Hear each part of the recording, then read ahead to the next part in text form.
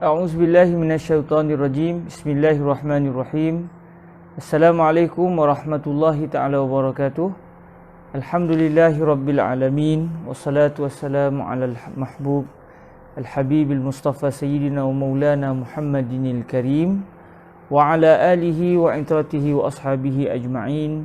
Ashhadu an la ilaha illallah wahdahu la syarikalah wa ashhadu anna sayyidana wa habibana wa maulana Muhammadan abdullahi wa rasuluh wa safiyuhu min khalqihi wa habibuh addal amanah wa ballaghar risalah wa nasahal ummah wa kashafallahu bihil ghummah. Allahumma salli wa sallim wa zid wa barik ala habibina wa sayyidina wa maulana Muhammad wa ala ali sayyidina Muhammad. Amma ba'd. Alhamdulillah, kita sama-sama mengucapkan terima kasih dan syukur kepada Allah Azza wa Jalla di atas keizinan daripada Allah kita dapat bertemu lagi pada petang yang berbahagia ini untuk sama-sama kita mempelajari Matan Al-Waraqat, yang mana kitab ini adalah merupakan antara kitab asas di dalam pengenalan ilmu usul fiqhi yang telah dihasilkan. Kitab ini telah dihasilkan oleh Sayyidina Al-Imam Al-Juwaini Imam Al-Haramain. Maka alhamdulillah dalam pertemuan sebelum ini kita telah mempelajari daripada satu hulayan ke satu hulayan, dan kita sekarang berada di penghujung di bahagian-bahagian akhir bagi kitab ini. Semoga Allah Azza wa Jalla terus-menerus memberikan kepada kita kebaikan untuk memahami kitab ini. Allahumma amin. Baik, para hadirin sidang pendengar yang dirahmati Allah Subhanahu wa taala, hari ini kita akan masuk kepada satu tajuk baru. Selepas kelas pada minggu lepas, kita telah pun mempelajari berkenaan dengan Al-Qiyas. Hari ini kita akan masuk kepada satu perbahasan, iaitu Al-Bara'ah Al-Asliyah. Cuma sebelum kita masuk kepada tajuk Al-Bara'ah Al-Asliyah, saya ingin membuat satu pembetulan kerana saya sudah tersilap sewaktu menghuraikan perbahasan berkenaan dengan qiyas minggu lepas. Setelah saya merujuk, saya sudah tersilap di dalam menghuraikan.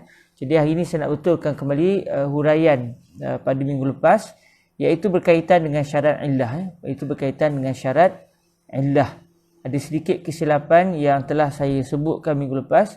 Jadi saya nak betulkan sedikit kesilapan tersebut supaya yang mengikuti kelas pada minggu lepas dapat membetulkannya semula. Maafkan saya di atas kesilapan yang saya tidak sedar kesilapan itu. Maafkan saya. Baik, apa-apa pun kita hadiahkan Al-Fatihah terlebih dahulu kepada Imam Al-Haramain Al-Juwaini, para guru beliau, para murid beliau, seluruh para ulama Islam, dan semestinya yang terutama sekali adalah kepada baginda Nabi alaihi salatu wasalam, kepada baginda Nabi, kepada Imam Al-Haramain, kepada seluruh para ulama Islam dan kepada seluruh umat Islam. Kita hadiahkan Al-Fatihah. A'udzubillahi minasyaitonirrajim. Bismillahirrahmanirrahim. Alhamdulillahi rabbil alamin. Ar-Rahmanirrahim. Maliki yaumiddin. Iyyaka na'budu wa iyyaka nasta'in. Ihdinas siratal mustaqim. Siratal ladzina an'amta 'alaihim ghairil maghdubi 'alaihim waladdallin.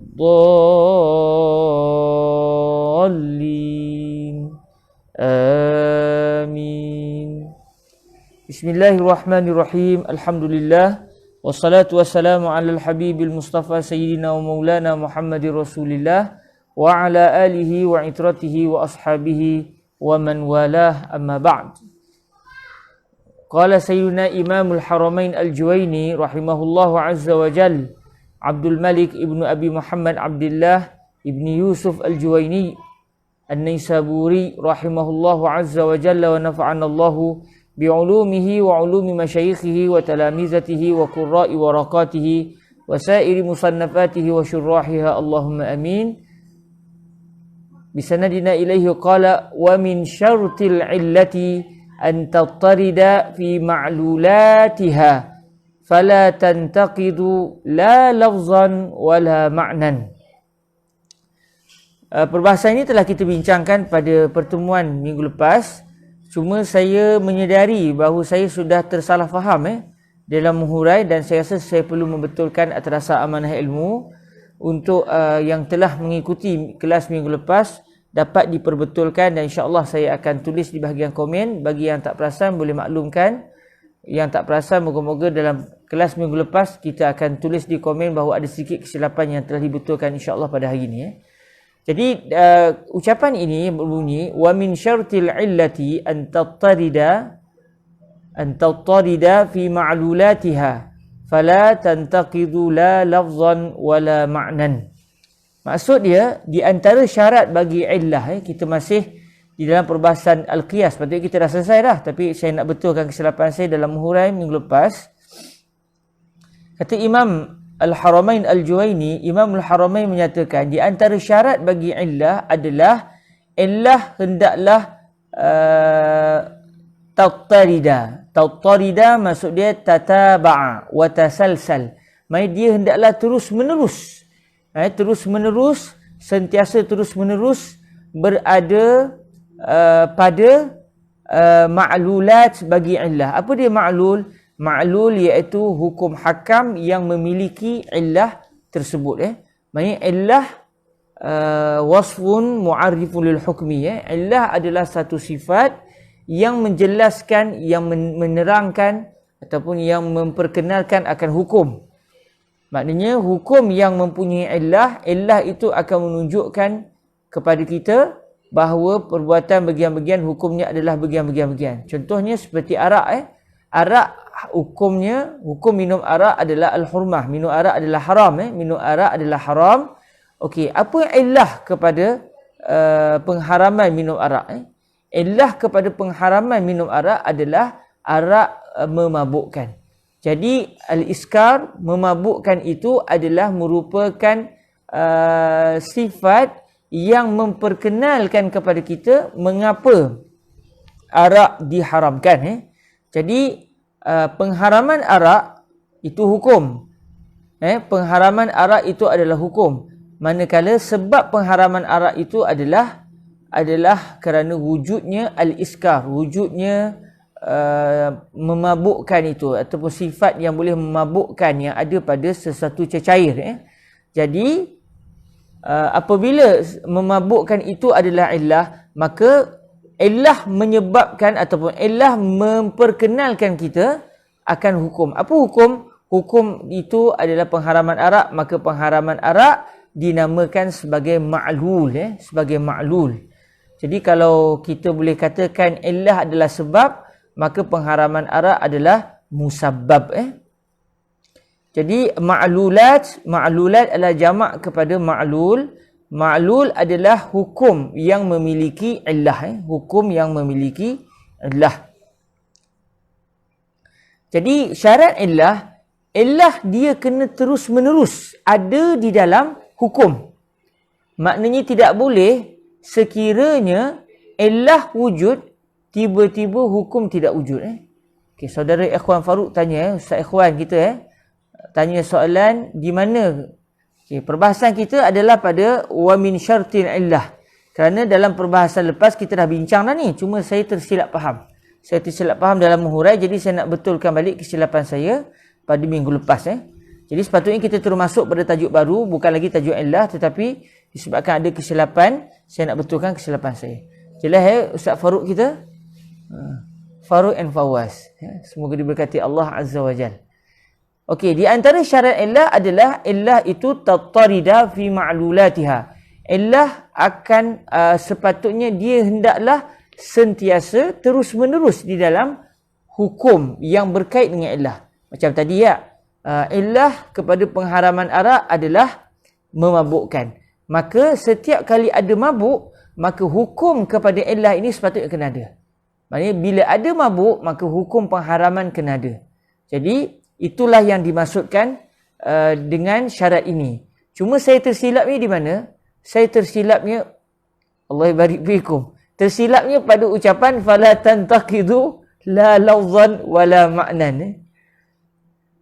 Allah barik fikum ya akhi Farizi, semoga diberkati Allah Azza wa Jalla. Jadi dalam syarahan saya lepas, saya kata fala tantaqidu ay fala tantaqidul ma'lulat la lafzan wala ma'nan. Saya telah tersilap di dalam menghuraikan ataupun saya telah tersilap dalam membalikkan fa'il kepada fi'il tantaqid. Jadi saya duk fahamnya tantaqid adalah al-ma'lulat. Jadi fala tantaqidu al-ma'lulatu, maf'ul dia lafzan, maf'ul kedua dia adalah ataupun ma'tuf kepada ma'lul yang pertama, maf'ul yang pertama adalah ma'nan. Saya tersalah faham kerana kesilapan saya dalam merasakan konon-konon minggu lepas bahawa tantaqid itu adalah fi'lun muta'addi, maknanya fi'il yang memiliki maf'ulun bih, maf'ulun bih. Jadi bila kita tengok balik, sebenarnya tantaqidu adalah fi'il lazim. Fi'il lazim dia tidak ada maf'ulun bih, jadi dia tidak ada maf'ulun bih. Saya pula minggu lepas tersilap faham, saya duk kata tantaqidu iaitu tantaqidul ma'lulat. Jadi ma'lulat adalah fa'il kepada tantaqid, manakala maf'ulun bih dia adalah lafzan dan juga ma'nan. Itu kesilapan saya, kesilapan yang memalukan. Tapi nak buat macam ni dah silap, kita kena maklumkanlah kita kesilap.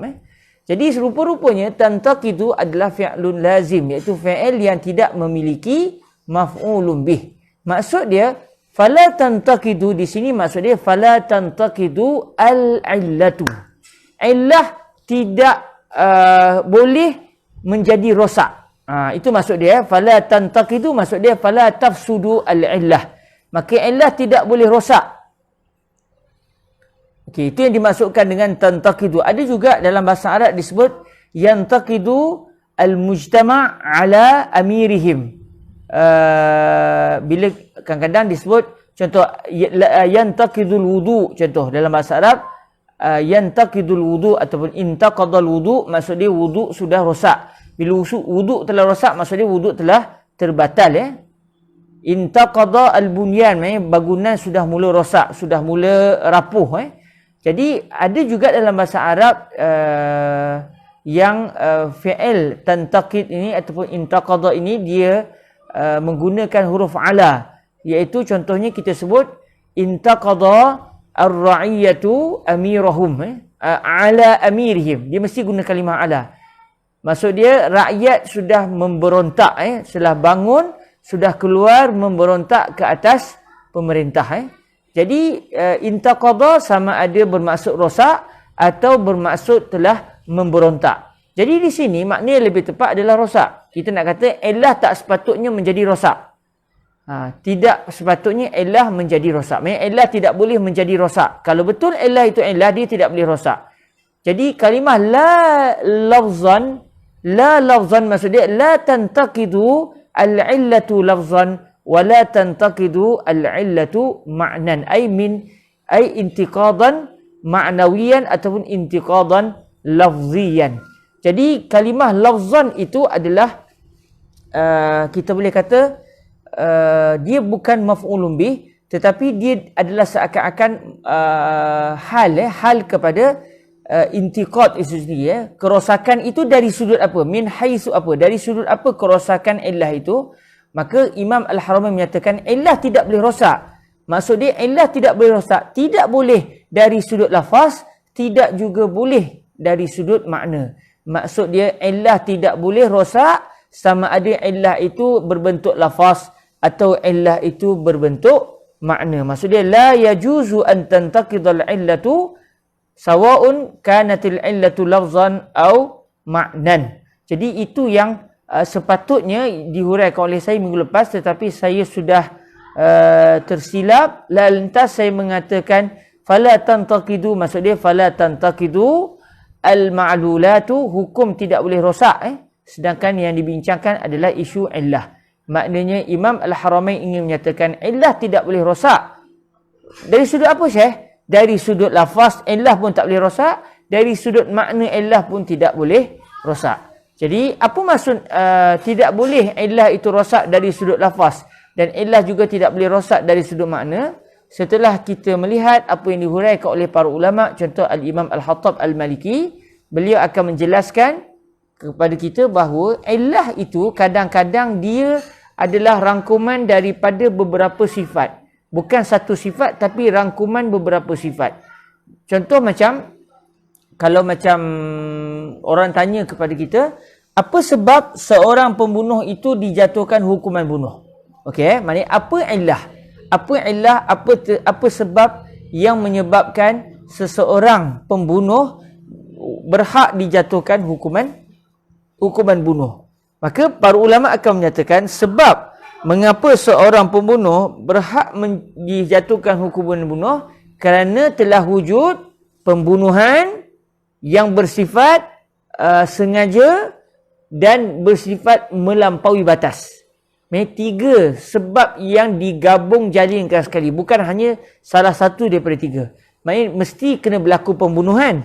Kalau tak berlaku pembunuhan, tidak boleh dijatuhkan hukuman bunuh ke atas seseorang.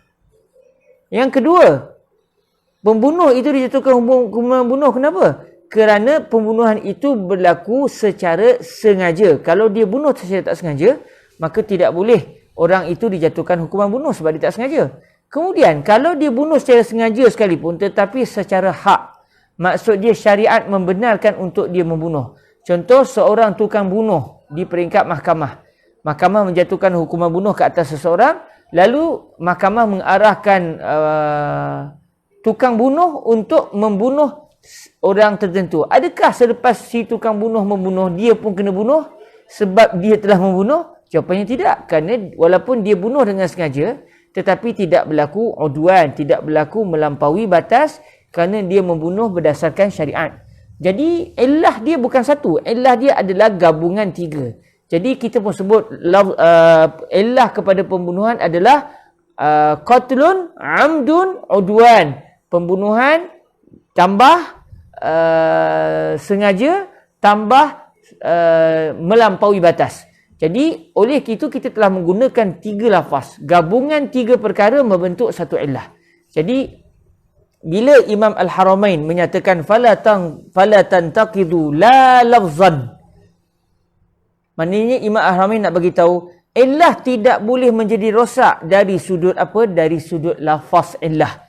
Maksudnya kalaulah illah itu adalah illah yang merupakan gabungan beberapa sifat sehingga membentuk satu kalimah, membentuk satu lafaz, kita pun sebut amdun, qatlun, udwan.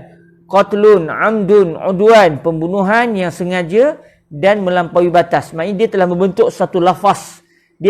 Dia merupakan gabungan beberapa kalimah yang dibentuk lalu membentuk satu ayat penuh. Maka ayat penuh itu telah menjadi illah. Makanya kalau wujud ketiga-tiga ini dalam mana-mana keadaan, tak sepatutnya tiba-tiba tidak berlaku pula hukuman bunuh balik, hukuman bunuh balas ke atas orang yang telah membunuh secara sengaja dan membunuh secara melampaui batas. Kalau tiba-tiba seseorang kata sebab pembunuh dijatuhkan hukuman bunuh adalah kerana berlaku pembunuhan secara sengaja dan melampaui batas. Tiba-tiba ada satu perbahasan, orang tanya, Syekh, ada seorang ayah, dia telah membunuh anaknya oleh a'udzubillah min zalik, dia telah membunuh secara zalim, maknanya dia telah membunuh secara sengaja dan secara zalim. Bukan mengikut syariat. Maksudnya bukan dibenarkan syariat. Adakah si ayah ini dijatuhkan hukuman bunuh ataupun tidak? Lalu kalaulah ditanya kepada seseorang yang sebelumnya telah mengatakan illah bagi hukuman qisas ke atas pembunuh adalah kerana wujud illah yang merupakan rangkuman beberapa sifat, iaitu wujud pembunuhan yang bersifat sengaja dan yang bersifat melampaui batas. Kalau orang itu mengatakan itulah illahnya, tiba-tiba bila ditanya adakah seorang ayah kalau bunuh seorang anak dijatuhkan hukuman bunuh balik ataupun tidak, dia kata tak jatuh hukum bunuh. Maknanya ketika itu illah telah rosak. Maknanya tidak betul illah tu. Illah sudah menjadi rosak. Kerana lafaz illah telah wujud, tiba-tiba hukum kepada illah tidak wujud. Maknanya illah wujud sedangkan ma'lul tidak wujud. Hukum yang berkait dengan illah tidak wujud. Sedangkan sepatutnya syarat bagi illah hendaklah tatarida fi ma'lulatiha. Iaitu setiap kali wujudnya illah, hukum kena wujud. Jadi apabila illah itu sudah rosak dari sudut lafaz, kerana kebetulannya illah itu adalah gabungan beberapa sifat, lalu dia akan membentuk satu lafaz, maknanya satu ucapan. Illah yang berbentuk gabungan beberapa kalimah. Lalu kalaulah wujud ketiga-tiga ni, contohnya pembunuhan secara sengaja dan melampaui batas, tiba-tiba hukum tidak wujud. Contoh dalam isu seorang ayah yang membunuh anaknya tadi, bila tanya kepada fuqaha asy-Syafi'iyah, fuqaha Syafi'iyah kata si ayah tidak jatuhkan hukuman bunuh. Jadi sekiranya mana-mana fuqaha Syafi'iyah sebelum itu kalau ditanya apa illah kepada hukuman qisas bagi pembunuh, dia kata 3 ni. Berlaku pembunuhan secara sengaja, secara melampaui batas, maka orang boleh petikai illah kamu itu rosak. Kerana apa? Wujud pembunuhan pada isu ayah bunuh anak. Wujud melampaui batas kerana si ayah membunuh bukan berdasarkan syariat, bukan diizinkan oleh Allah Ta'ala. Dan yang ketiga, berlaku pembunuhan secara sengaja. Maksudnya ketiga-tiga kalimah yang membentuk illah ini wujud. Sepatutnya kalau wujud illah, wujudlah hukum. Tiba-tiba dalam isu ini kamu kata si ayah tidak dibunuh, maknanya illah kamu rosak. Bila illah rosak, itu bukan illah, maknanya ada illah lain yang kamu tidak menyatakan illah dengan betul. Jadi ini yang dimaksudkan fala tantaqidu la lafzan. Maksud dia la al-illah la yajuz an takun al-illatu muntaqidan min haitsul lafzu wa min haitsul illah. Dari sudut lafaz dah selesai. Yang kedua min haitsul makna la wala ma'nan. Maksud dia la yajuzu an takuna al-illatu muntaqidah ma'nan, muntaqidah min haitsul makna. Ini merujuk sekiranya illah itu bukan gabungan beberapa sifat, cukup dengan satu sifat. Contoh macam al-iskar. Macam al-iskar. Apa sebab illah? Apakah illah bagi pengharaman arak? Illah bagi pengharaman arak adalah memabukkan.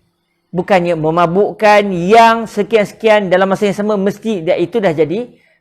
Illah itu terbentuk daripada gabungan kalimah-kalimah. Sekarang ni illah itu hanyalah satu saja, iaitu al-iskar. Jadi apabila illah itu adalah al-iskar, bukan al-iskar campur benda lain, kalau ianya hanya satu, maka ia dipanggil sebagai illah dari sudut makna. Illah dari sudut makna.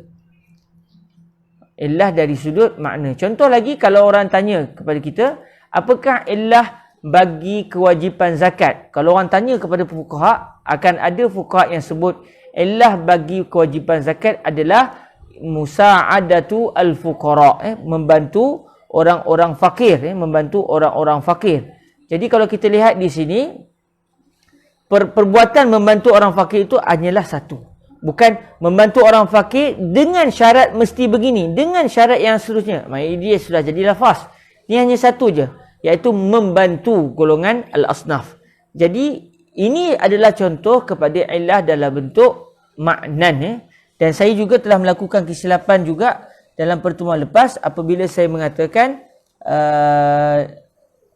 illah dalam bentuk lafzan itu maksud dia adalah illah yang bukan hikmah, manakala illah dalam bentuk makna adalah illah dalam bentuk hikmah. Ini juga tidak tepat. Yang betulnya illah yang dimaksudkan illah dalam bentuk lafaz adalah illah yang bukan satu, sebaliknya gabungan beberapa illah lalu membentuk keseluruhan illah. Contoh macam pembunuhan tadi ya.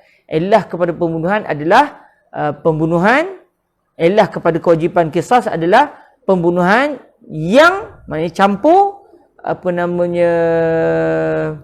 sengaja, dan yang kedua, yang ketiga campur pula dengan melampaui batas. Salah satu tak cukup, dia mesti ketiga-tiga, gabung tiga-tiga ni baru membentuk illah. Jadi illah itu terbentuk daripada tiga pecahan ini. Jadi kalau begitulah keadaan illah, illah itu dinamakan al-illah al-lafziyah. Illah dari sudut yang illah itu terbentuk secara lafaz. Tetapi kalau illah itu dia bukan gabungan beberapa sifat, hanya satu sifat. Sebagai contoh, kenapa wajib bayar zakat? Membantu golongan fakir. Kenapa diharamkan arak? Kerana arak memabukkan. Mengapa emas menjadi barang ribawi? Kerana dia emas. Maksudnya cukup dengan satu sifat, maka itu dinamakan illah secara makna.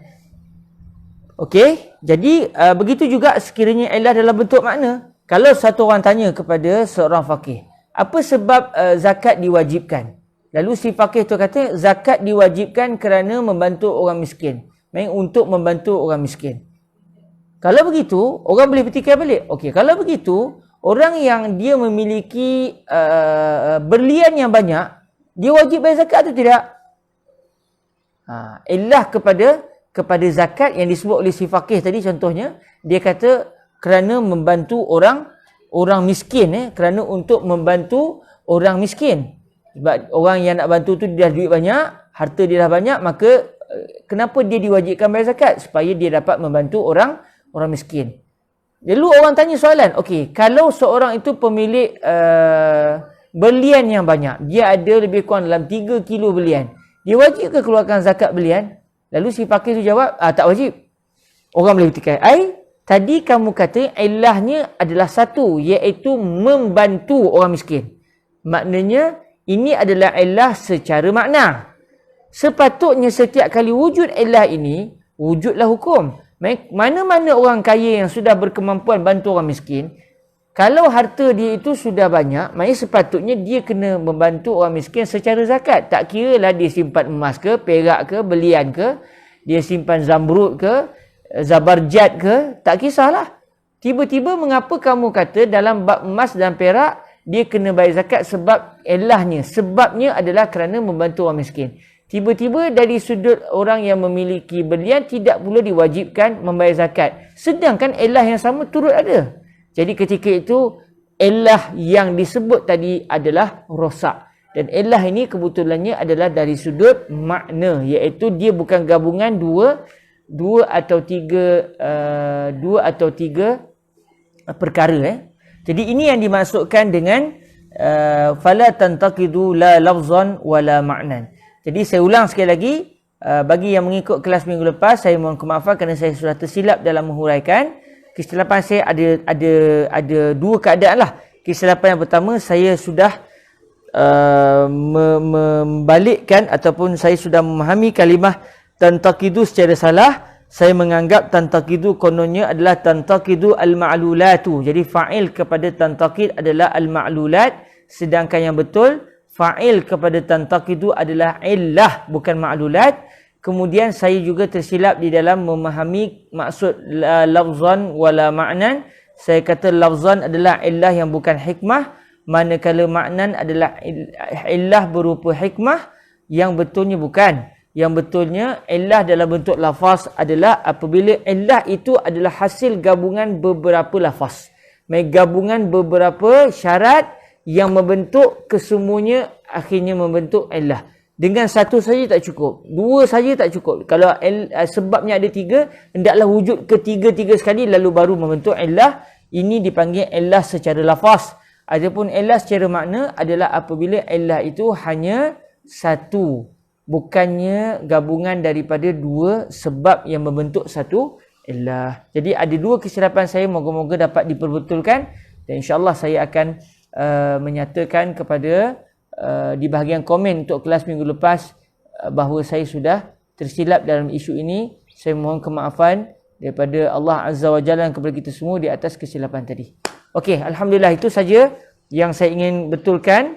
Adapun yang lain moga-moga betul, tidak ada kesilapan. Dan saya juga mengharapkan kalau sahabat-sahabat mendengar huraian saya dan tuan-tuan mendapati ada kesilapan, harap dimaklumkan, kerana walaupun saya sudah membaca kitab ini berulang kali, tapi kadang-kadang ada juga kesilapan tanpa sedar yang dilakukan.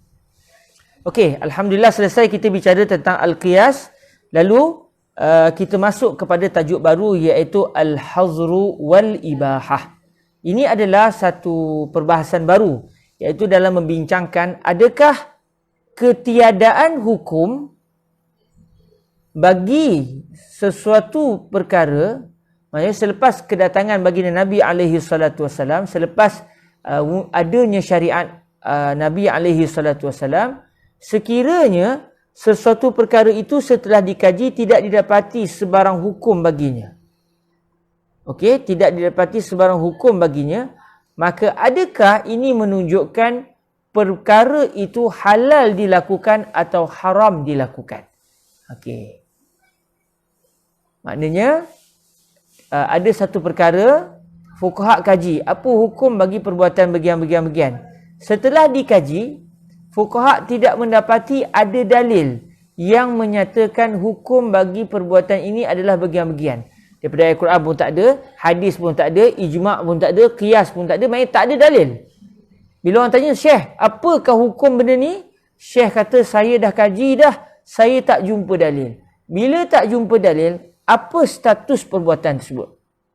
Apa status perbuatan yang tidak ditemui dalilnya oleh seorang faqih? Adakah ia bermaksud boleh dilakukan atau diharamkan untuk dilakukan? Ini yang dipanggil sebagai al-bara'ah al-asliyah atau juga dipanggil sebagai al-hazru wal-ibahah. Kadang-kadang disebut juga al-aslu fil asya' al-ibahah. Inilah perbahasan yang akan kita bicarakan pada hari ini. Bismillahirrahmanirrahim. Qala rahimahullahu azza wa jal, wa ammal hazru wal-ibahah. Adapun al-hazru dan juga al-ibahah. Al-hazru maksud dia pengharaman. Al-hazru maksud dia pengharaman. Manakala al-ibahah bermaksud tidak berdosa. Al-hazru adalah perbuatan haram yang berdosa. Manakala al-ibahah maksudnya yang tidak berdosa. Maksud dia al-jawaz. Ai adamul ismi. Benda tiada dosa. Tiada sebarang dosa. Bila sebut tiada dosa ni, maknanya dia akan, kalimah ibahah ketika ini dia bukan dengan masuk al-mubah yang biasa kita dengar. Mala yusabu ala fi'lih wala yu'aqabu ala tarkih. Satu benda yang buat pun tak dapat pahala, tak ada dosa. Tinggal pun tak ada pahala, tak ada dosa. Bukan ini maksud al-ibahah dalam tajuk ini. Al-ibahah yang dimasukkan dengan tajuk ini adalah lawan bagi pengharaman. Pengharaman maknanya ada dosa. Lawan kepada ada dosa maksudnya tak ada dosa. Bila tak ada dosa, maka dia akan, di bawah dia akan termasuklah wajib. Sebab siapa buat perbuatan wajib, dia tidak berdosa. Begitu juga perbuatan sunat. Siapa buat benda sunat, dia tidak berdosa. Makruh juga termasuk. Kerana orang yang melakukan perbuatan makruh, dia tidak berdosa. Begitu juga kalau dia melakukan perbuatan yang harus. Maknanya buat pun tak ada pahala, berdosa pun tidak. Tinggal pun tak ada pahala, berdosa pun tidak. Maknanya al-ibahah ataupun al-jawaz di sini juga akan berada di bawah maksud al-ibahah yang bermaksud ibahah yang disebutkan wa ammal hazrul ibahah. Ibahah di sini bermaksud tiada dosa. Bila sebut tiada dosa, dia akan merangkumi 4 perkara, iaitu al-wujub, al-nadbu, al-jawaz ataupun al-ibahah tapi dengan makna yang lain, dan yang keempat adalah al-karahah. Jadi sekiranya seseorang faqih dalam dia berusaha mencari gali hukum daripada dalil-dalil syarak, tiba-tiba dia tidak mendapati, dia tidak menjumpai perbuatan bagian-bagian ni hukumnya apa, dia tak jumpa. Maka macam mana, boleh atau tidak untuk dia lakukan atau diharamkan, melainkan setelah diketahui dalilnya. Jadi di sini berlakulah perbezaan pandangan para ulama usulul fiqhi. Qala rahimahullahu azza wa jal, wa ammal hazru wal ibahatu faminan nasi man yaqul inna aslal asya'i 'ala al hazri illa ma abahathu syari'ah. Di kalangan manusia ada yang berkata, di kalangan para ulama ada yang berkata, sesungguhnya asal al-aslu di sini maksudnya ar-rajih. Jadi inna aslal asya' maksudnya inna ar-rajiha fil asya'. Itu dimaksudkan dengan aslu di sini. Sebab kalimah as banyak makna. Antara maknanya adalah ar-rajih. Maksudnya inna aslal asya', sesungguhnya pandangan yang rajih bagi mana-mana perkara, bagi segala benda, segala perbuatan. Maksudnya bagi segala perbuatan selepas Rasulullah sallallahu alaihi wasallam diutuskan. Ini walaupun tak disebut di dalam matan, tapi ini yang disebut oleh para ulama ketika menghuraikan perbahasan ini. Kerana kalaulah sebelum kedatangan baginda Nabi alaihi salatu wasallam memang tidak ada hukum. Tidak ada hukum langsung. Halal pun tak ada, haram pun tak ada, wajib pun tak ada, tak wajib pun tak ada. Kerana macam mana mereka nak tahu hukum, sedangkan hukum adalah kami juga tidak mempunyai dosa walau dia buat apa perbuatan sekalipun. Kerana sesuatu perbuatan hanya akan dihukum sebagai berpahala atau berdosa setelah ada penerangan daripada syariat. Setelah ada penerangan daripada syariat, maknanya ada penerangan daripada para rasul, barulah kita boleh kata perbuatan ini halal ataupun haram. Jadi perbahasan yang kita sedang bincang ini adalah selepas Nabi Muhammad alaihi salatu wasallam diutuskan, iaitu setelah Rasulullah mengajak manusia kepada Islam. Kemudian tiba-tiba timbul satu masalah. Para mujtahid selepas kewafatan Nabi contohnya, mengkaji satu perbuatan, mereka tidak menjumpai walau satu dalil pun. Baik Quran, baik hadis, baik ijma', baik qiyas, baik apa dalil pun mereka tak jumpa. Yang mereka tahu, hukum bagi perbuatan ni saya tak tahu. Maknanya perbuatan ini saya tak jumpa dalilnya. Jadi bila perbuatan itu tidak diketahui dalilnya, adakah kita boleh melakukan perbuatan tersebut ataupun tidak? Mereka kalau buat berdosa atau tidak? Jadi sebahagian para ulama mengatakan asal, maksudnya yang rajih bagi segala perbuatan selepas kebangkitan Nabi Muhammad alaihi salatu wasallam, selepas perutusan Rasulullah sallallahu alaihi wasallam, itu semuanya berada di atas pengharaman. Maknanya tidak akan ada satu benda itu dianggap halal melainkan setelah ada dalil yang kata perbuatan ini halal. Kalau tak jumpa, kita kena pegang perbuatan itu adalah haram. Ini adalah pandangan pertama. Jadi Pak Tu kata, inna aslal asya'i 'alal hazri. Maksud dia 'alal hurmati illa ma abahathu asy-syari'atu. Melainkan sebarang perbuatan yang telah dihalalkan oleh syariat. Maksudnya sama ada syariat kata perbuatan ini adalah wajib, atau perbuatan ini adalah sunat, atau perbuatan ini adalah makruh, atau perbuatan ini adalah mubah, selagi tak ada dalil syarak yang kata dia ni wajib ke, mubah ke, mandub ke, makruh ke, kalau tak ada sebarang dalil menyatakan salah satu daripada 4 perkara ini, maka hendaklah kita berpegang perbuatan yang tak diketahui hukumnya itu kerana tak jumpa dalil. Hendaklah kita kata hukumnya ataupun perbuatan itu haram dilakukan. Kalau buat juga berdosa. Apa dalil? Tak ada dalil. Kerana ketiadaan dalil menyebabkan kami berpegang bahawa sesuatu perbuatan itu adalah haram, melainkan setelah ada dalil mengatakan perbuatan itu tidak haram. Ini pandangan yang pertama. Lalu berdasarkan pandangan yang pertama ini, apa kesan bagi pandangan pertama ni? Bagi mereka yang berpegang dengan pandangan pertama ini, mereka akan menyatakan perkara berikut. Fa'il lam yujad fi syari'ati ma yadullu 'alal ibahati fayutamassaku bil asli wa huwal hazru. Sekiranya tidak wujud di dalam syariat, tidak dijumpai, mungkin wujud tapi si faqih yang tak jumpa. Jadi apabila tidak wujud di dalam syariat, iaitu berdasarkan apa yang difikirkan oleh seorang mujtahid setelah dia mengkaji ke sana ke sini, buka kitab ni, tengok hadis, tengok Al-Quran, fikir adakah berlaku qiyas atau tidak, tengok kok berlaku ijma'. Setelah dia tak jumpa langsung sebarang dalil, maka bagi dia tidak adalah dalil. Tidak adalah dalil. Sebab tu siapa yang nak kata tak ada dalil, dia kena cek semua ayat-ayat Al-Quran, semua hadis Nabi. Dia kena cek adakah berlaku ijma' ataupun tidak. Dia kena rujuk secara qiyas. Barulah selepas itu kalau dia nak kata tak ada dalil, baru dia boleh kata tak ada dalil. Tapi kadang-kadang setengah orang asal dia tak tahu, dia kata tak ada dalil.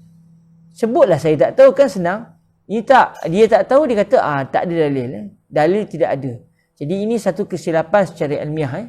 Kesilapan secara akademik. Tak boleh kita kata tak ada, melainkan setelah kita meneliti secara begitu susah payah dan begitu lumat.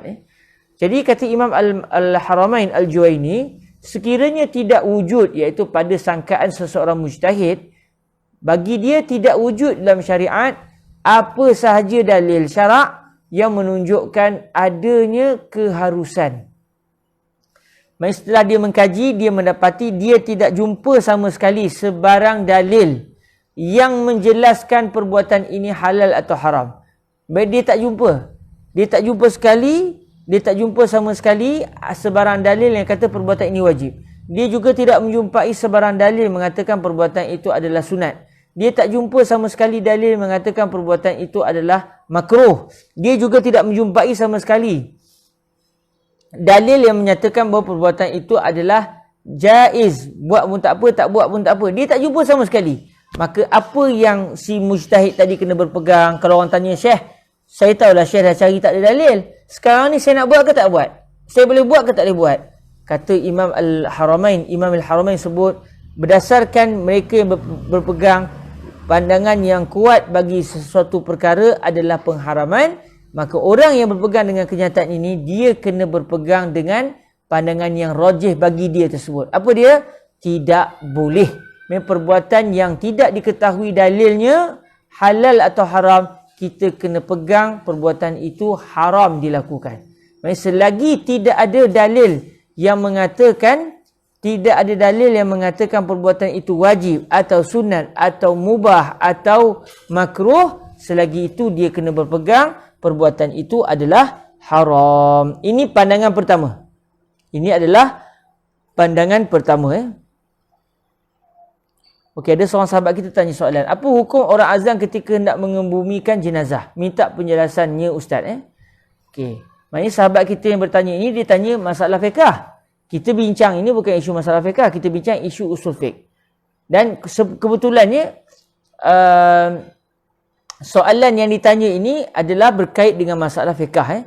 Masalah fiqh. Dan kalau diteliti dalam isu fiqh, ada para ulama mengatakan orang yang hendak dikuburkan itu sunat diazankan. Ada yang berpendapat demikian. Mereka menggunakan qiyas.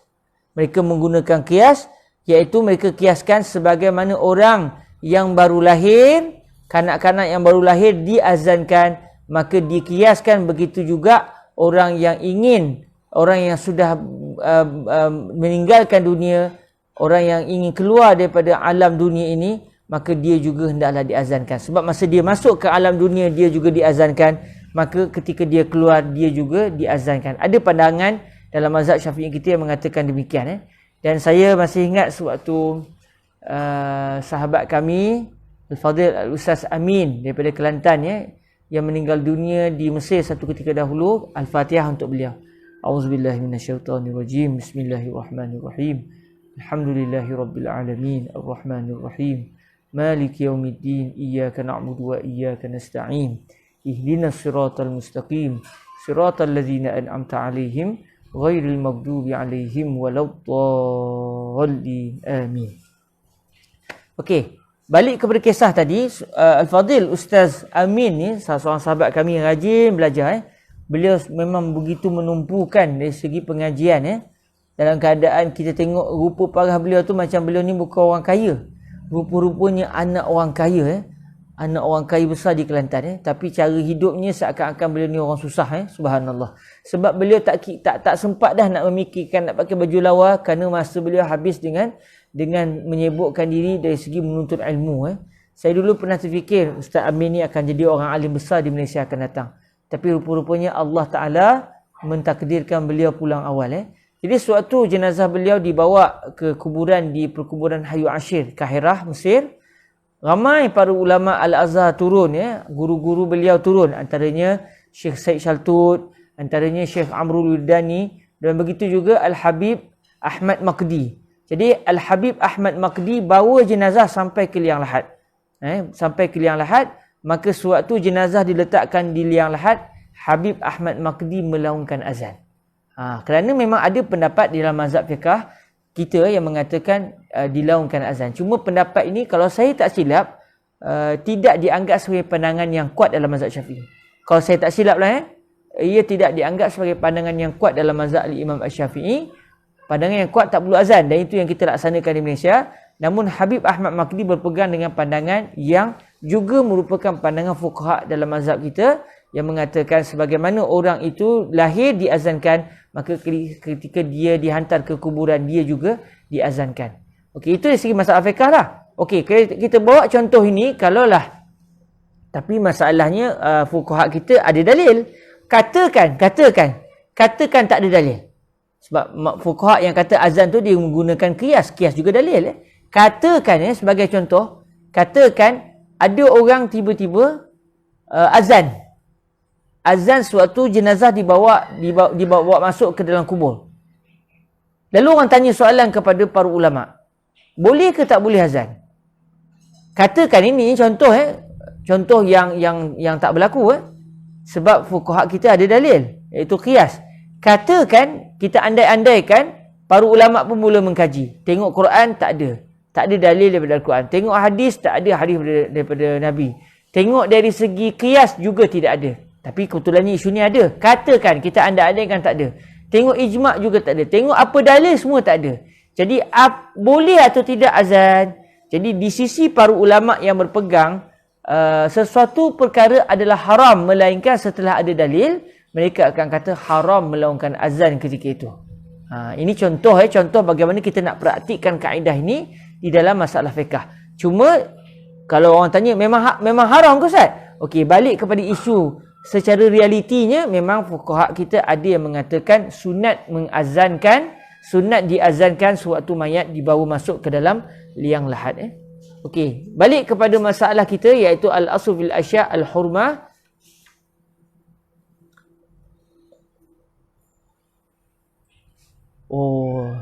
Tuan Muhammad Ibn Razali yang tuan tanya ni semua adalah soalan-soalan fiqh. Kita sekarang bukan dalam kelas fiqh, kita sekarang berada di kelas usul fiqh.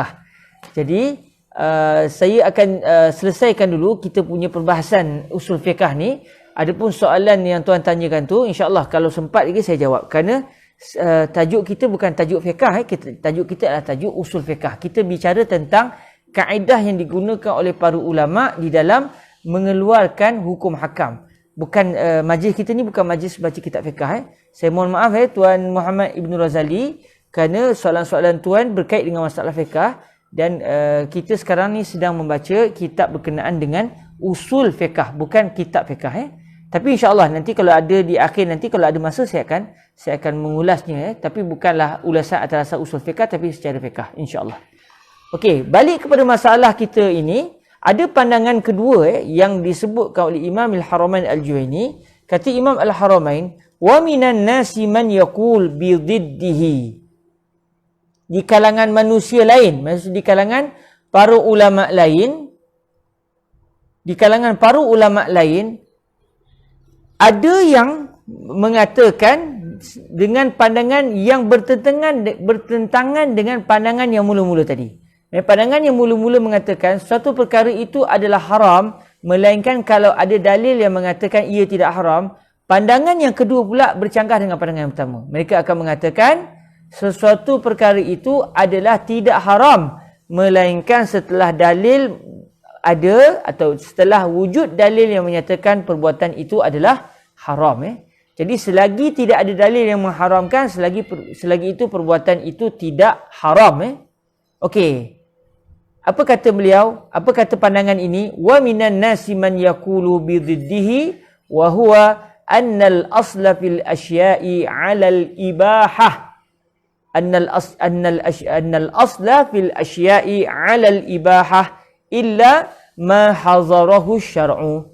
Jadi pandangan yang kedua mengatakan yang rajih bagi segala perkara, maksud dia bagi segala perbuatan adalah berada pada kedudukan atau berada pada hukum keharusan. Maksud dia tidak berdosa. Saya dah sebut tadi keharusan di sini maksud dia bukan buat pun tak apa, tak buat pun tak apa. Tapi keharusan di sini maksudnya tidak berdosa. Maknanya mungkin benda itu adalah wajib atau sunat atau makruh atau buat pun tak apa, tak buat pun tak apa. Atau yang kita panggil sebagai al-jaiz ataupun al-mubah. Jadi selagi tidak ada dalil, maka sesuatu semua benda secara rajihnya adalah tidak berdosa untuk dilakukan, melainkan sebarang perbuatan ataupun perkara yang dilakukan oleh manusia yang syariat mengatakan perbuatan itu adalah haram, melainkan semua perbuatan yang diharamkan oleh syarak. Selagi tak ada dalil yang mengharamkan, selagi itulah perbuatan itu tidaklah berdosa untuk dilakukan. Maknanya ada dua pandangan yang disebutkan oleh Imam Al-Haramain Al-Juwaini di sini. Pandangan pertama mengatakan suatu perkara itu, kalaulah seseorang faqih, dia tengok Al-Quran, dia tengok hadis, dia cek secara ijma', dia cek secara qiyas, dia tengok dari dalil yang lain, akhirnya dia kata saya tak jumpa. Maksudnya saya tidak menemui ada dalil yang menyatakan perbuatan ini apa hukumnya. Maka ketika itu akan ada pandangan yang mengatakan kalau begitu perbuatan itu adalah haram. Pandangan yang ke-10 mengatakan kalau begitu perbuatan itu adalah halal. Yang mengatakan haram, kenapa mereka kata haram? Kerana mereka kata semua benda adalah haram, melainkan kalau ada dalil yang mengatakan ia tidak haram. Pandangan kedua pula mengatakan perbuatan itu halal. Sebab apa? Sebab semua perbuatan pada asalnya adalah tidak haram, melainkan ada dalil yang mengharamkan. Okey, ini adalah dua pandangan yang disebutkan oleh Imam Al-Haramain Al-Juwaini. Dan kalau kita melihat para ulama kita sewaktu menghuraikan kitab ini, mereka akan mengatakan di sana ada pandangan yang ketiga, dan pandangan yang ketiga inilah yang kuat, iaitu semua benda yang bermanfaat selagi tak ada dalil yang kata haram, maka ia adalah halal.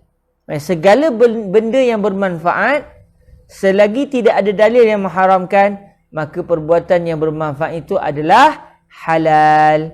Dan semua benda yang memberikan kemudaratan, kalau tak ada dalil yang mengatakan perbuatan itu tidak haram, maka perbuatan yang memudaratkan adalah haram. Jadi pandangan yang ketiga ini membezakan di antara perbuatan yang tidak ditemui dalil itu, sama ada ia halal atau haram. Kita tengok ianya satu perbuatan yang ada manfaat atau perbuatan yang mempunyai mudarat. Jadi kalau timbul satu perkara, fuqaha pun rujuk Al-Quran, rujuk hadis, rujuk ijma', rujuk qiyas, lalu akhirnya fuqaha tak jumpa sebarang dalil yang menyatakan hukum perbuatan ini. Jadi boleh buat atau tidak? Pandangan yang kuat, iaitu pandangan yang ketiga yang disebutkan oleh para ulama, walaupun tak disebutkan dalam kitab Al-Waraqat, disebutkan bahawa apabila perbuatan yang tidak ditemui dalil yang menyatakan dengan jelas hukumnya apa, kalaulah perbuatan itu perbuatan yang ada manfaat, maka perbuatan yang ada manfaat akan diletakkan atau dihukum sebagai perbuatan yang halal, maksudnya tidak berdosa.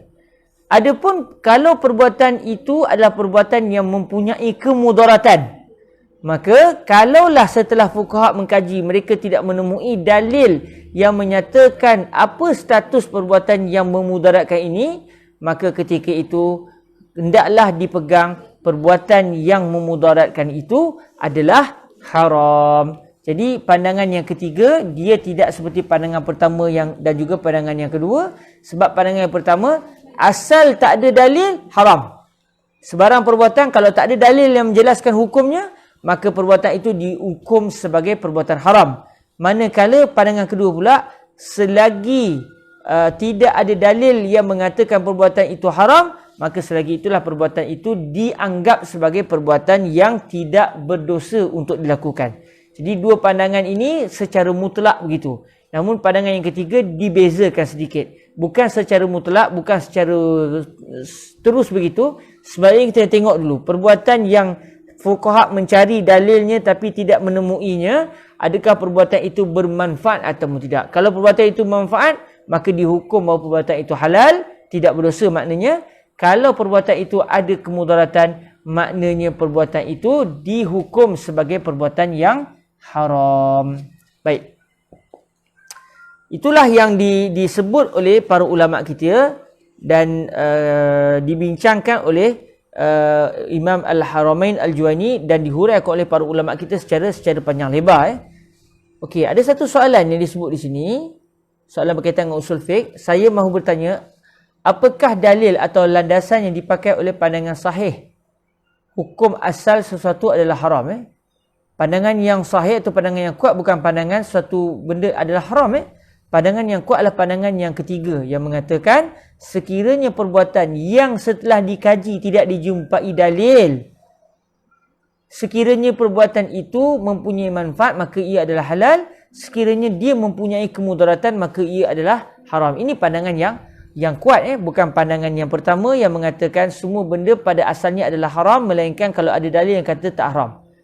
Jadi pandangan yang pertama yang mengatakan semua benda kalau tak ada dalil yang kata halal, maka kita akan kata dia haram, itu pandangan yang tidak kuat. Begitu juga pandangan yang kedua yang biasa kita dengar, al-aslu fil asya'il ibahah.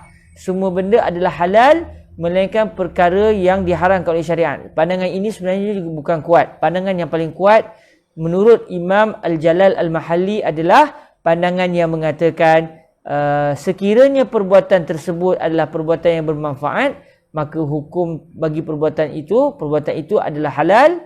Maksudnya tidak berdosa untuk dilakukan. Sekiranya perbuatan itu mempunyai kemudaratan, maka perbuatan tersebut adalah perbuatan yang haram. Cuma soalannya merujuk kepada pandangan yang pertama tadi, iaitu apa dalil yang mengatakan ataupun apakah dalil yang dipegang oleh mazhab yang pertama yang mengatakan sesuatu benda itu semuanya adalah haram, melainkan kalau ada dalil yang mengatakan perbuatan itu adalah halal. Dalil mereka adalah semua makhluk Allah ni milik Allah. Okey, semua makhluk Allah adalah milik Allah Azza wa Jalla. Ini dalil mereka. Apabila kita milik Allah, makhluk yang lain pun milik Allah, maka tidak boleh bagi sesiapa pun menggunakan sesuatu yang bukan miliknya tanpa izin pemiliknya.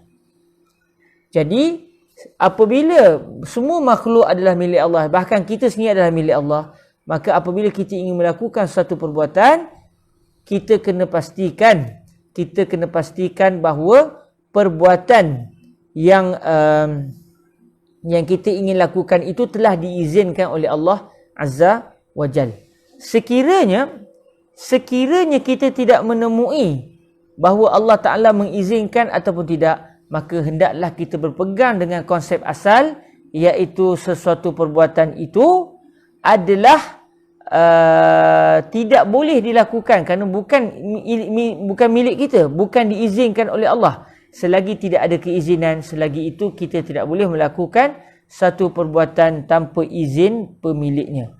Itu yang dipegang oleh pandangan yang pertama. Cuma sahabat kita kata pandangan pertama itu macam mazhab Hanafi, pandangan kedua macam mazhab Syafi'i. Secara peribadi saya tak tahu adakah pandangan pertama itu mazhab Syafi'i atau mazhab Hanafi atau pandangan mana. Dia disebutkan itu pandangan sebahagian para ulama usulul fiqhi. Apa pun tak apa, kita buka sekejap, saya nak tengok sekejap kalau ada disebut tapi saya yang tak perasan. Sebentar.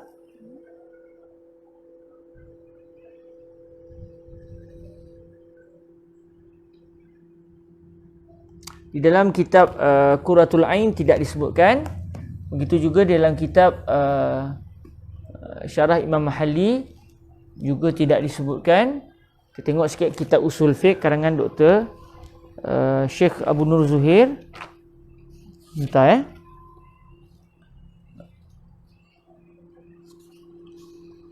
Istishab Al-Aslu Wal-Far'u. Okey, sebentar, 193.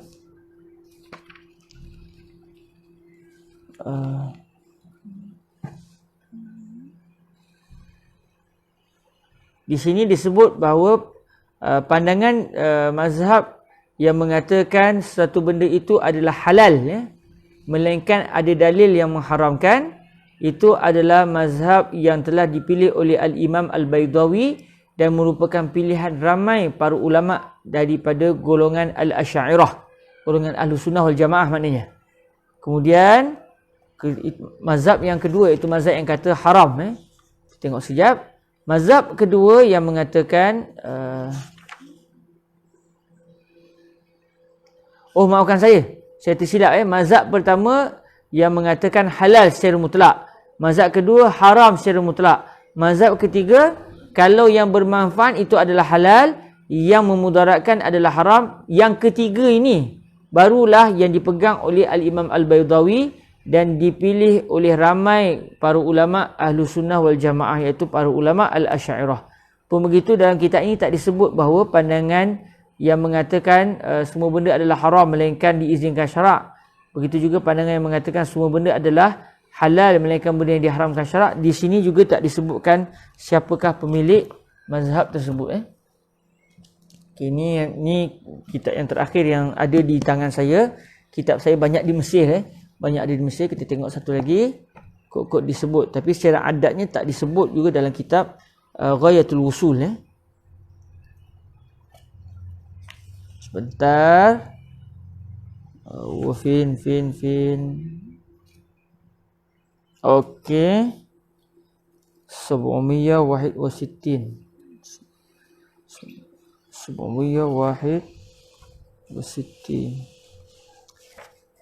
okey, di sini disebut wal mukhtaru ba'da al bi'sati anna asl al manafi' al hillu wal madar at tahrim. Qala ta'ala khalaqalakum ma fil ardi jami'a zakarahu fi ma'radi al imtinan wa la yamtannu illa bil jaiz wa qala la darara wa la dirara rawahu ibn majah wa ghairuhu wa zada at-tabarani fil islam. Qil wa qila al asl fil asya' al hil wa qila al aslu fiha at tahrim. Ya, juga tak disebutkan ya siapa pemilik mazhab. Jadi saya tak tahu, saya peribadi saya tak tahu betulkah pandangan pertama itu mazhab Hanafi, pandangan kedua macam mazhab Syafi'i, yang itu saya peribadi tidak mengetahuinya. Tapi mazhab Syafi'i biasanya akan sebut al-asl fil asya' al-ibahah. Itu memang biasa disebut. Tetapi adakah ini bermaksud pegangan mazhab Syafi'i adalah mazhab yang ketiga atau mazhab yang kedua, yang itu saya tidak dapat memastikannya. Wallahu taala a'la wa a'lam. Okey, itu saja daripada saya nampaknya dalam pertemuan hari ini. Ada beberapa soalan yang ingin ditanya di sini, saya tengok satu-satu kembali. Okey, ada soalan. Adakah solat sunat, ni masalah fiqh ya? Adakah solat sunat di malam hari dibaca secara nyaring berbeza di siang hari, lagi-lagi secara berjemaah? Ya, solat malam dibaca, solat yang dilakukan pada waktu malam, solat sunat pada waktu malam dibaca secara kuat.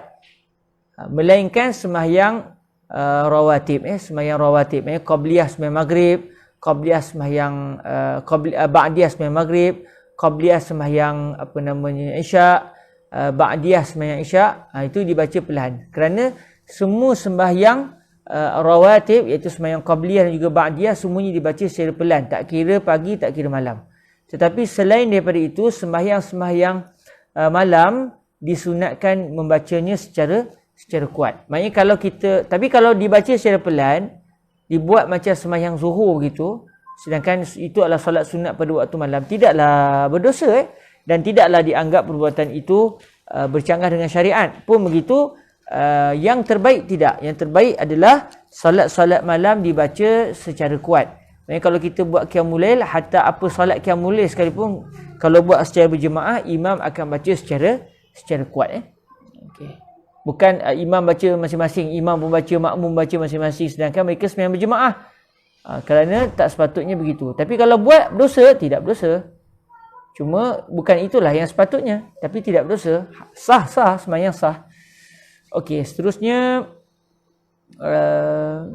ada orang cakap pandangan pertama tu khusus untuk perkara ibadah saja, dan pendapat kedua itu untuk perkara selain daripada ibadah. Boleh Ustaz jelaskan? Sebenarnya kalau ikut apa yang disebut oleh para ulama usul dalam kitab-kitab yang disebutkan tadi, disebut 3 pandangan itu yang masyhur. Mungkin ada pandangan yang lain yang mengatakan kalau ibadah dianya adalah diharamkan. Tetapi sebenarnya kalau kita lihat maksud ibadah tu macam mana? Maksudnya kita mereka ibadah, mencipta ibadah memang tidak boleh. Mencipta ibadah adalah tidak boleh. Saya contoh nak buat satu benda dan saya sandarkan kepada syariat, itu tidak boleh kerana saya sudah ta'alli ala Allah. Saya sudah menjadikan satu benda dan disandarkan kepada syariat sedangkan ia bukan syariat.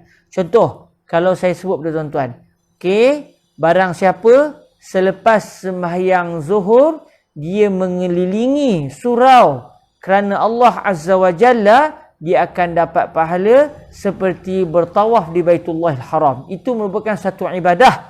Maknanya selepas sembahyang zuhur, marilah kita sama-sama mengelilingi surau atau masjid, kerana itu adalah ibadah. Ialah ibadah. Contoh, kerana itu adalah ibadah.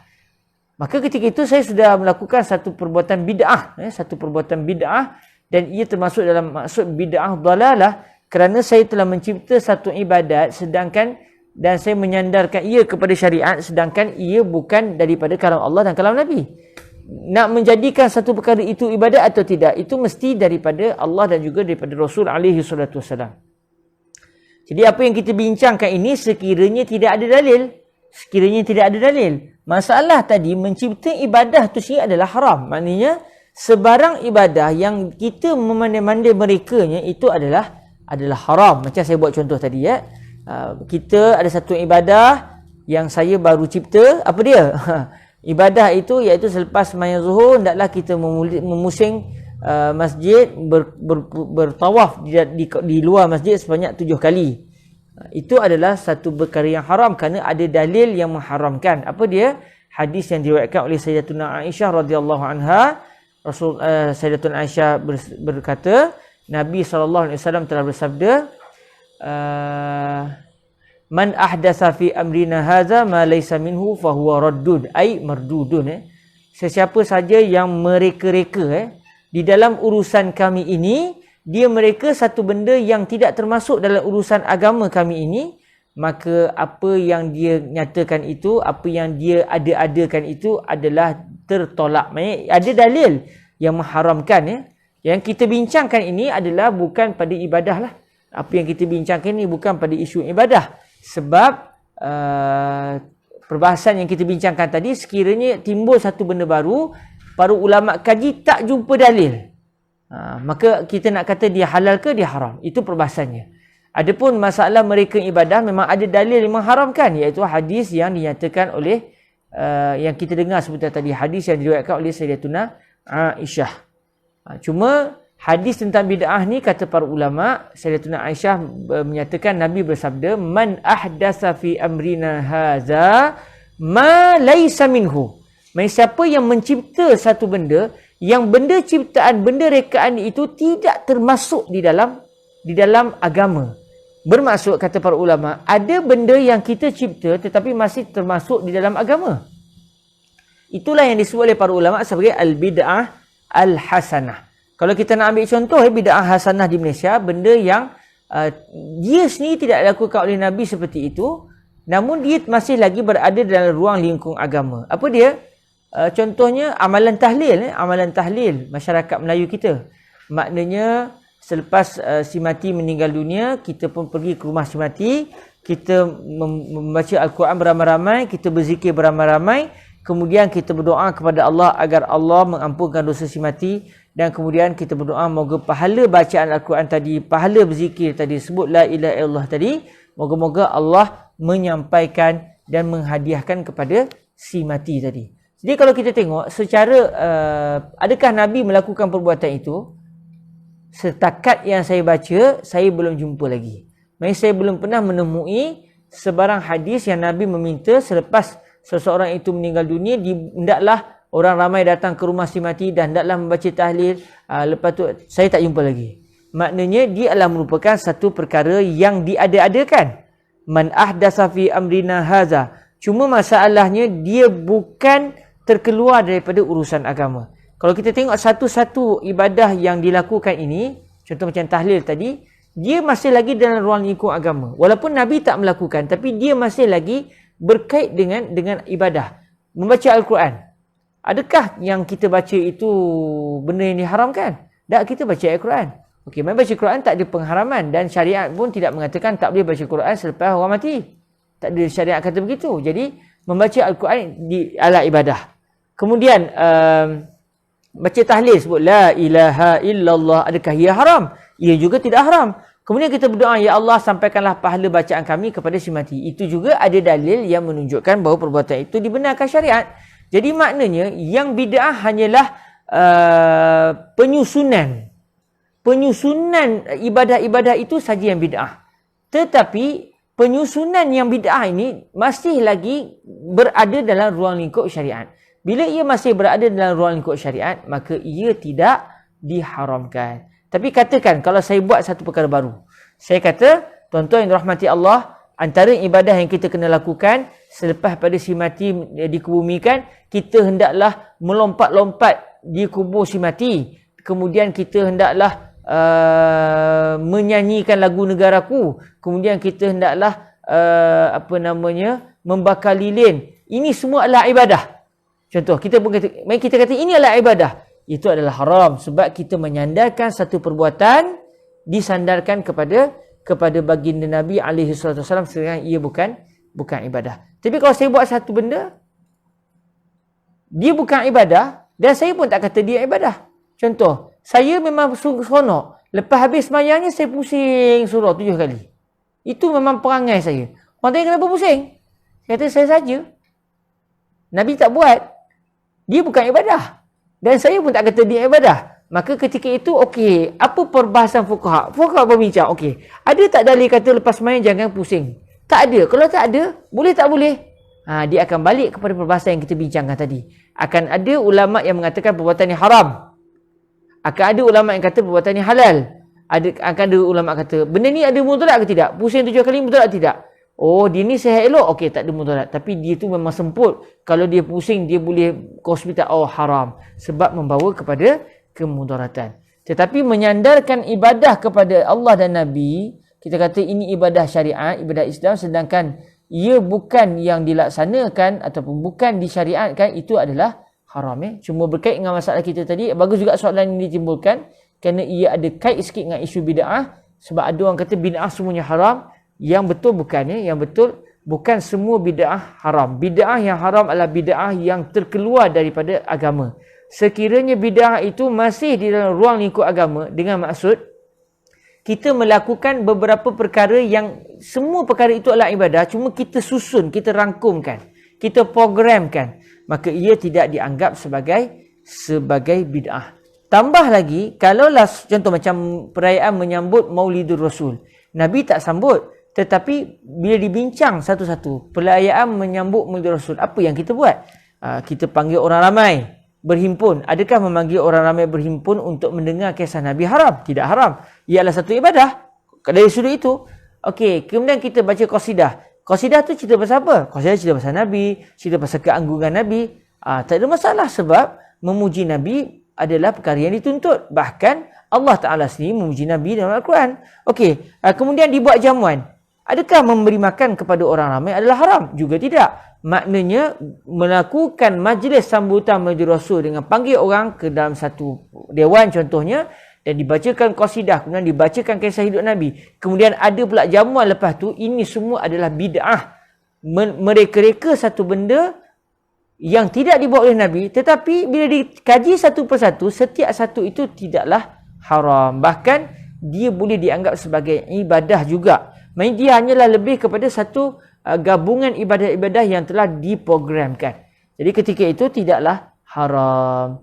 Secara kasarnya saya boleh jawab begitu. Dan ada para ulama mengatakan macam isu sambutan Maulid Rasul sebenarnya memang tidak haram kerana Nabi sendiri menyambut sambutan hari kelahiran baginda.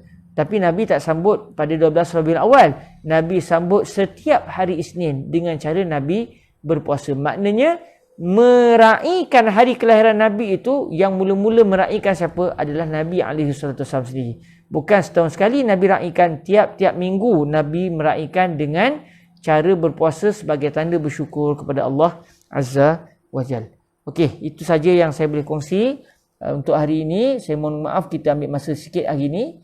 Moga-moga dalam pertemuan akan datang kita akan masuk pada perbahasan usul fiqh yang baru, dan insya-Allah dalam pertemuan-pertemuan mungkin dalam 5, 6, 7 pertemuan lagi, kemungkinan besar kita akan mengkhatamkan kitab ini biiznillahi subhanahu wa ta'ala untuk bacaan yang saya pun dah tak tahu berapa kali dah saya baca kitab Al-Waraqat ini. Semoga diberkati Allah. Kita sama-sama menangguhkan majlis kita dengan kita berselawat ke hadrat baginda Nabi alaihi salatu wassalam. Allahumma salli afdala salatin ala as'adi makhluqatika sayyidina Muhammadin wa ala alihi wa sahbihi wa sallim adada ma'lumatika wa midada kalimatika kullama ذكرك الذاكرون وغفل عن ذكره الغافلون اللهم صل أفضل صلاة على أسعد مخلوقاتك سيدنا محمد وعلى آله وصحبه وسلم عدد معلوماتك ومداد كلماتك كلما ذكرك الذاكرون وغفل عن ذكره الغافلون Allahumma salli afdala salatin ala as'adi makhluqatika sayyidina Muhammadin wa ala alihi wa sahbihi wa sallim adada ma'lumatika wa midada kalimatika kullama zakaraka dzakiruna wa ghafala an dzikrihil ghafilun. Subhanakallahumma wa bihamdik ashhadu an la ilaha illa ant astaghfiruka wa atubu ilaik. Bismillahirrahmanirrahim. Wal 'asr innal insana lafi khusr illa allazina amanu wa 'amilus solihat wa tawasaw bil haqq wa tawasaw bis sabr. Terima kasih semua. Jazakumullahu khaira. Assalamualaikum warahmatullahi wabarakatuh.